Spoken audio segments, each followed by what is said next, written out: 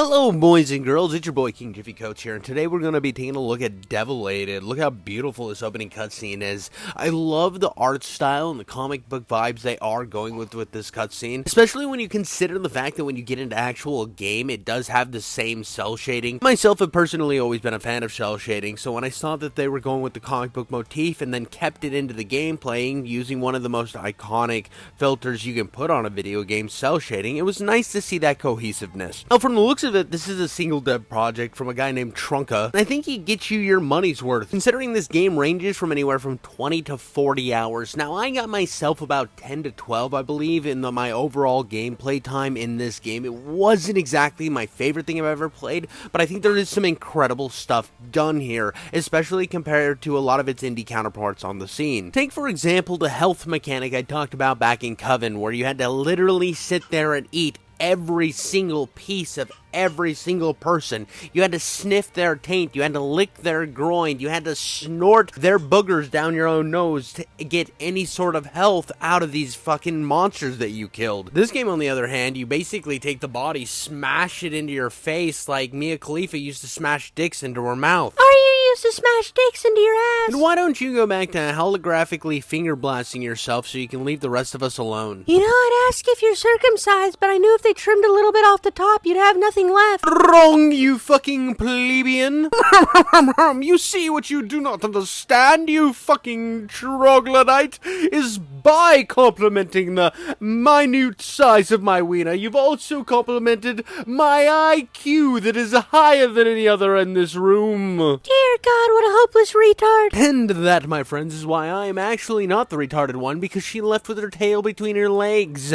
I myself am still here to regale you with the accounts of my gaming experience. Now, where were we at? I can't remember. Oh yeah, something about iDubbbz's wife taking too many dicks in the mouth, cannibalism, which is very similar to another game I played recently on the channel as Coven, a Salem Witch FPS game. Just like that game, I feel like this game is a bit of a mixed bag. And even though I did not finish this game completely to end credits, I still think that it is a better game than Coven. I want that to be straight out of the gate. Maybe gay out of the gate? I don't know, whatever way you swing, baby. Because I have to say, this is an incredibly bombastic adventure. The stylistic design of the enemies, to the attack modes, to how cool all the weapon designs are, this game really has a lot going for it. I think where the game really backslides, now each level kind of breaks out into a similar way. You go through a few little sections where you find some keys, open some doors, progress to the next section. You end with a boss fight. This one you're watching on screen was a very interesting one where you're got this little eye filter where all the controls are messed up and you have to get to a certain area and blow up a certain thing. Once you progress your way through the boss fight, which each one is very different, nothing too crazy, but it's still better boss design than you'll see in a lot of other games. I want you to know that these bosses are very, very incredibly fun. They usually have a little bit of a gimmick to them, but nothing too crazy. Not where you're bashing your head against the wall. Usually the way that the boss arena is designed, how the boss is designed, it all works pretty cohesively, and not a lot of them boil down to bullet sponges, which is good, especially when you want to go for more of a Souls-style boss, and that's what I think they're going for here. And you just kind of figure out whatever their big weakness is going to be, and then plow them deep into the pussy. You slap that clitoris the right way until they scream the right way. And I have to say, when I first ran into my first boss, I thought this game was freaking awesome, and I still think the game does have a lot of good going for it. And considering you go through a normal FPS level, you get to a boss fight, the boss fight is incredibly engaging. The arena style is very fun to keep you mobile. It's got health and ammo pickups, so you don't feel like you're ever running out of ammo and really annoyed during the boss fight. It feels very intuitive and very well designed. Then when you cream just like a wet dream, you finally get to see the boss die, and you actually get to utilize the head of a boss as a weapon throughout the next level, or you can hold it till the next boss fight, whatever you decide to choose. It's something really cool. You feel like you would get something from every single boss encounter, and after you're done with the boss encounter, you then finish the level, right? But it's not just finishing the level, going to the next zone, and rinse and repeating. It kind of is, but it kind of isn't at the same time, because once you walk through that door, you get to pick your level, and you get to decide what your next encounter is going to be, and you get the next name of the boss that you're going to fight. Not only giving the player a little bit of a choice, which is nice, but also giving the player the chance to jump into a completely different biome so he doesn't feel like he's running through the same repetition over and over again. And you can fight up to like 30 different bosses in this game or something. I think there's 30 different levels, so there's tons of different variety and different ways you can play through this. giving this game endless replayability. That on the fact that this game is already around 20 to 40 hours, you have an incredible value proposition considering this game is only $20 at MSRP. If all this sounds interesting to you, go buy the game right now. That is all the perks. The gunplay is fantastic, the movement's great, everything is very solid and fundamentally perfect in the regard of what he was trying to do. I think everything is pretty cohesive, and I think that it accomplishes what it's trying to set out to be, a Doom-style Borderlands type of game. So if that all sounds interesting to you, go buy this game right now. Put this in your Steam library and play the shit out of it. It's the type of game you can come in and out of. You don't have to just kind of streamline through, and when you get bored of it, you know it's always in your library and you can come back and play some more of it. I want that to be said, and I want that to be the forefront before I get into my personal issues with the game and why I did not finish it, because I think that my opinion on it isn't the overall opinion that a lot of people are going to have and what they want in the game. I went into this game with different expectations, I guess. Well, here's what I mean. I seen the trailer with the awesome hate gun. I'd seen that it had a bit of a story. Well, you see the hate gun on screen right now. It's super awesome. I love the designs. I saw that it had a little bit of a comic-inspired story. I saw that it had very awesome weapons and a constantly rotating amount of weapons like Borderlands did, and I said, you know, I want to give that a shot. I'm excited to play something with a bit of story, considering I've been playing so many games that were lackluster on the story front, especially at this time when I played this game, and you know, I jumped into it really wanting a story-heavy experience, and I don't think that's what this is. You go a long period of time without any other story things. When you get upgrades, you get a little comic thing. It's very simplistic, nothing that really blows your mind or anything. It's stylistic, yes, but I don't feel like I was actually like diving deep into the lore, really immersing myself in this story. It just feels like it was there. It was something like they wanted to put it in because it was cool, and I applaud them for doing that. That's just not what I wanted out of the experience. I wanted to go through this really deep, story-rich game because I was so sick of just playing a bunch of indie games that were just a cluster of levels without any story to push them forward. And once I realized that the clit I was sucking on was silicone instead of the real thing, I was kind of a little disappointed, and I was a little upset that this is where I was spending my time. Not that I wasn't having fun with the time I was spending, just that I wanted a little more. I probably should have done a little bit more deep diving and researching before I purchased the game. Not that I think this was a bad purchase. In fact, I was absolutely surprised at what I got for the experience that I was getting. I thought it was a very competent Borderlands-like, which is very hard to do. I mean, just look at Shadow Warrior 2, the worst game in the Shadow Warrior series. Because even though a lot of people give Borderlands a really hard time because Gearbox software is a piece of shit or whatever, I do have to say they got that combat loop down. They have everything so perfect, and you always feel like every single end boss fight is just this glorious fun time because you get to find out new weapons to try, new things to explore, and I think this is a very good indie-style Borderlands game. I think that what they have done is figured it out to the best of their capabilities. Which, like I said, with Shadow Warrior 2, from an established developer like Flying Wild Hog, can be incredibly difficult to get that combat loop to be really self-sufficient and smooth. Because when you're looking at Shadow Warrior 2, you kind of go through the experience of constantly waiting for new weapons to try, constantly looking for a weapon that will do a hair of damage against the taint wagons that are coming at you at every second, and it just feels like you were underpowered and underprepared for almost everything heading your direction, and it feels like the only time the game is actually fun is when it's in co-op mode, which gives the game a lot of issues. That's not saying that this game doesn't have those problems. I think it does better on the weapons, providing you with weapons a lot faster, doing a lot more in terms of cool weapons. You got the hate gun, you got different machine guns you can dual wield. Almost every gun in the game you can dual wield at any time by picking up another of the same type of weapon. You also have just an interesting variety of fun to be had in terms of weapons that look just like the stupid fuzzy hands you get at Super Bowl games, and the fact that you can use any boss fight head as a weapon later in the game. That's really cool and really interesting to design. But where the game kind of has the same problems is the damage per weapon idea. You find yourself picking up a lot of weapons that are completely useless and don't seem to push away the enemies that you're trying to fight, which leaves you underpowered and really not in the best place to combat your way forward. And that's just something that all of these games in this genre kind of have, and because Borderlands figured it out the best, I think, these games are kind of falling behind in the fact that they're just kind of clones of something that's already established. And on top of that, I also feel like it was kind of a letdown letdown that you don't get more story beats. It feels like you have to go levels after level after level after level, just kind of going through the motions until you get something that's cool and provides you with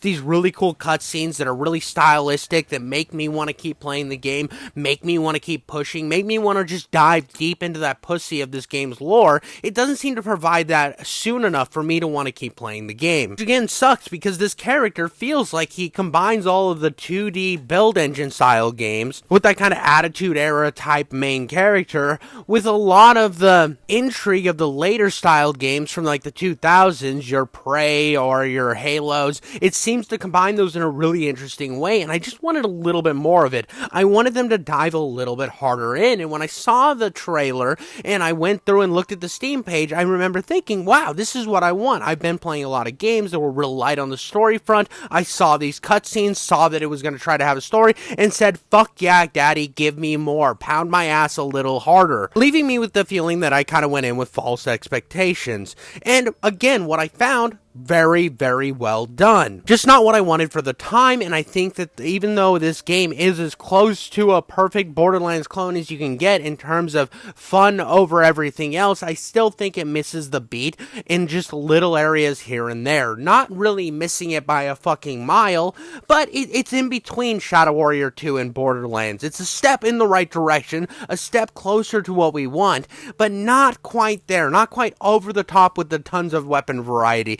Yes, it's there. Yes, you have a bunch of different weapons with a lot of cool projectiles and explosions, but I don't feel like the variety and stylistic choices are there. It feels like you got a couple really cool styled guns, and then some shit that looks like your normal fucking FPS slop, and that's not a bad thing. I think by taking inspiration from guns that already exist is incredibly smart and really giving you the variety that you want, but then when I'm looking at the game that it's going to be compared to, your Borderlands, I'm thinking it is kind of a step in the wrong direction. And again, I don't think this is all the game's fault. I think some of it also comes from the fact that I didn't play the entire experience because I got a little sick of the bloat. And that's where I'm going to get to the overall length of this game. I feel like a lot of these levels were put in because a guy wanted to give us a lot of content, which absolutely should be applauded. I think that there's a lot of games out here that kind of just do the run-of-the-mill 4 hours, and he was probably looking at the fact that a lot of games are doing the 1 to 4 hours, sometimes 8 hour mark, and he wanted something that was actually worth your time and money. He wanted something to hit that more AAA length experience. But when I went in looking for the more streamlined, story-driven adventure, when I'm going level after level after level after level,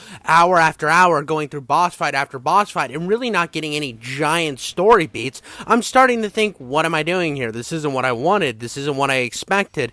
And yes, there are some incredible moments. Like, there was this moment where I jumped on this motorcycle, and I'm like, dude, this would be so cool if it was actually incorporated into the story, and it felt like I was actually progressing forward, because this feels like something out of like a Japanese style game like DMC or Final Fantasy, just by ramping it up to that Doom styled action, and I was in love. But even this section doesn't seem to go on, I feel, long enough. It feels like you go through the same repetitive routine where you go through the level, collect your keys, move on to the next section, and then you get these insane, bombastic, awesome moments, and I just wanted more of these and less of the stuff that I'd already done. Now, a lot of people I see in the FPS community looked at this game and it was all rainbows, blowjobs, and a hot chick shitting on your chest. Absolutely, I will agree with that, because at moments this game seems to do a ton in the regard of awesome, bombastic, stylistic attacks, a lot of cool moments. Like I said, this motorcycle moment definitely deserves just buying the game in general. I just wish these moments weren't so few and far between, and also stacked between levels, that even though they are different in terms of design and biome, they still feel fairly similar to one another, and it kind of gets repetitive after about 5 hours, 6 hours. That's why I made sure to do the first 5 minutes of this video where I kind of glazed it, told you if that's what you want out of the game, and if that's what you're looking for, this game is perfect for you. It's exactly what you want, because I feel like if you go in this game wanting just a bunch of levels with some story sprinkled in every once in a while, a lot of cool design, a lot of cool aesthetic, a lot of bombastic action, it is perfect perfect for you. Yes, it can get grindy at times because you feel like you're underpowered, because it does have that loot system like Borderlands, so it's going to run into these issues because even Borderlands runs into this issue, and they are the ones that set the standard for this type of game. But for the most part, this game is so competently designed and so well done that I don't feel bad recommending this game to just about anyone. It's not like I'm telling you to go down to a seedy part of town, find a hole in the wall, and hope that you're getting your dick sucked from somebody without herpes.